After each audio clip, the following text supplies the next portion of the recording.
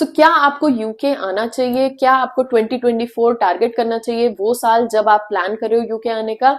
आज इस वीडियो में हम आपके साथ शेयर करेंगे कुछ पॉइंट्स जो कि आपको ध्यान रखने चाहिए ताकि आप अपना ये डिसीजन सही से ले सको। सो गाइज, अगर आप चैनल पे नए हो, हम इस चैनल पे ऐसी इन्फॉर्मेटिव वीडियोस यूके से रिलेटेड कंटेंट शेयर करते हैं ताकि आपकी लाइफ थोड़ी सी इजी हो जाए। तो चैनल को सब्सक्राइब नहीं किया है तो प्लीज डू सब्सक्राइब एंड चलो स्टार्ट करते हैं आज का वीडियो। बहुत से लोग हैं जो कि बहुत टाइम से सोच रहे हैं कि हम यूके मूव होंगे, हम यूके जाने का प्लान कर रहे हैं, हम यहाँ पे स्टडी करने आएंगे, अपनी फैमिली को लेके आएंगे। कुछ लोग सोच रहे हैं कि हम यहाँ पे जॉब करेंगे, हम इंटरनल कंपनी ट्रांसफर्स लेंगे और UK is a dream country for most of us. और इसी रीजन से यहाँ पे जो इमिग्रेशन के नंबर्स हैं वो भी काफी ज्यादा हो गए, क्योंकि पिछले 1-2 साल में यहाँ पे काफी ज्यादा लोग भी आ गए, क्योंकि यूके में शॉर्टेज है जॉब्स की। ये हम हमेशा बोलते हैं, यूके में जॉब्स की शॉर्टेज है, बट सर्कमस्टांसेस कुछ ऐसे हैं कि इमिग्रेशन स्टेटस काफी ज्यादा बढ़ गया है या नंबर्स काफी ज्यादा बढ़ गए हैं, तो अब यहाँ की गवर्नमेंट थोड़ी सी स्ट्रिक्ट हो गई है उन एक्शंस को लेने के लिए।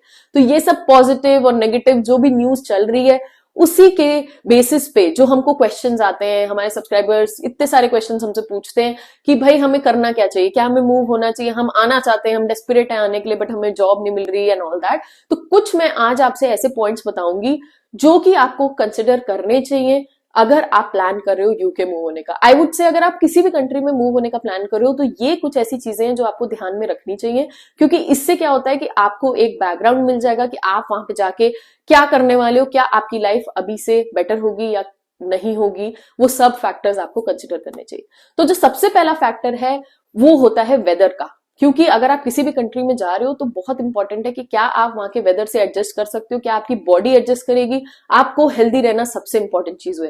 तो यहाँ पे बहुत इंपॉर्टेंट हो जाता है वेदर का कंसिडरेशन करना।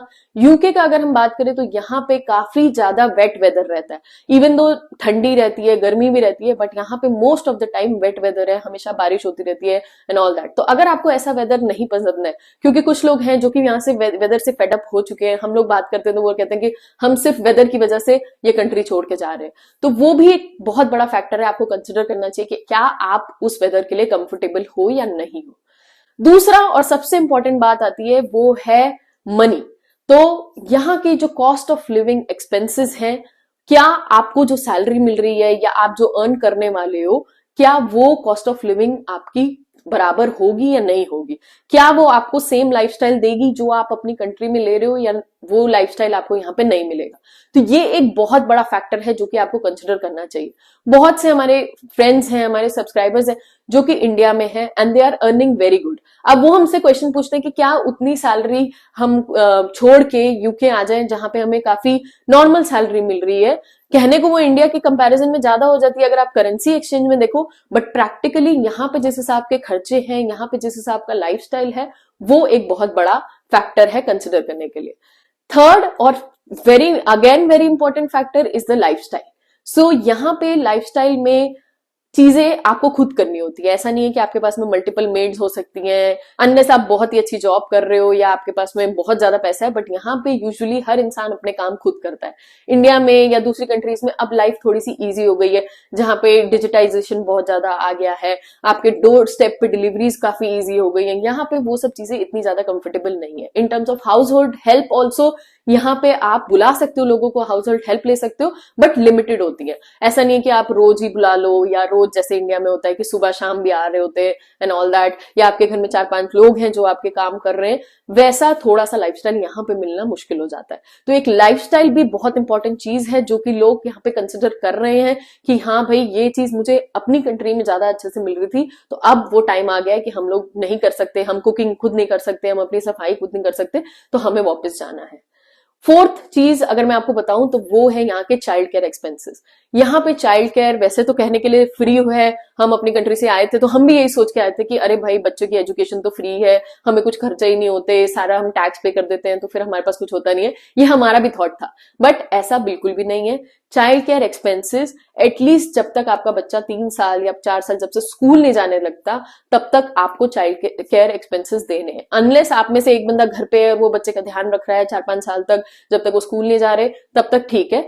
लेकिन अगर आप दोनों वर्किंग हो और यहाँ पे आप ऑब्वियसली आपको बच्चे को कहीं ना कहीं कहीं तो भेजना पड़ेगा, डे केयर, चाइल्ड माइंडर कहीं पे, तो वो एक्सपेंसेस काफी ज्यादा होते हैं। वो एक्सपेंसेस मैं इसलिए ज्यादा बोल रही हूँ क्योंकि हम अपने बच्चे को भी खुद भेजते हैं डे केयर में, और हमारा ही मंथली एक्सपेंस अराउंड 1200 तक आ जाता है।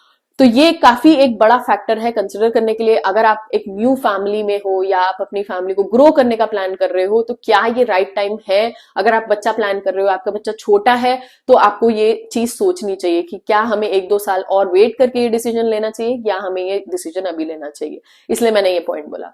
नेक्स्ट जो चीज मेरी लिस्ट में है वो है कल्चरल थिंग्स। सो बेसिकली अगर आप यहाँ पे इंडियन कल्चर को फॉलो करना चाहते हो, बहुत सी कम्युनिटीज हैं जहां पे आप ज्वाइन कर सकते हो। यहाँ पे हर फेस्टिवल मनाया जाता है, सब कुछ सेलिब्रेट किया जाता है। ऐसा बिल्कुल भी नहीं है कि हमें लगता है कि हम अपनी कंट्री से बहुत ज्यादा बाहर बैठे हुए हैं, बट फिर भी कुछ लोग हैं जिनको लगता है कि नहीं, हम अपने फैमिली, हम बड़ी फैमिली में रहे हैं हमेशा, हमारे बहुत सारे कजिन्स रहे हैं, हम हमेशा एक ऑक्यूपाइड रहे हैं अपनी फैमिली, नेबर्स, रिलेटिव सबसे।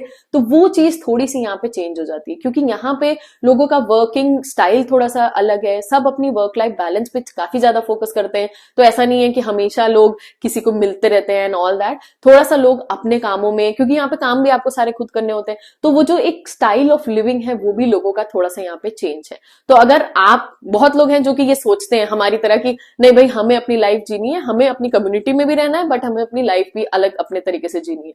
बट कुछ लोग ऐसे होते हैं जिनको लगता है नहीं, हम बहुत बोर हो गए, हम बहुत लोनली हो जाते हैं क्योंकि हमें लोग नहीं मिलते, हम किसी को जानते नहीं है।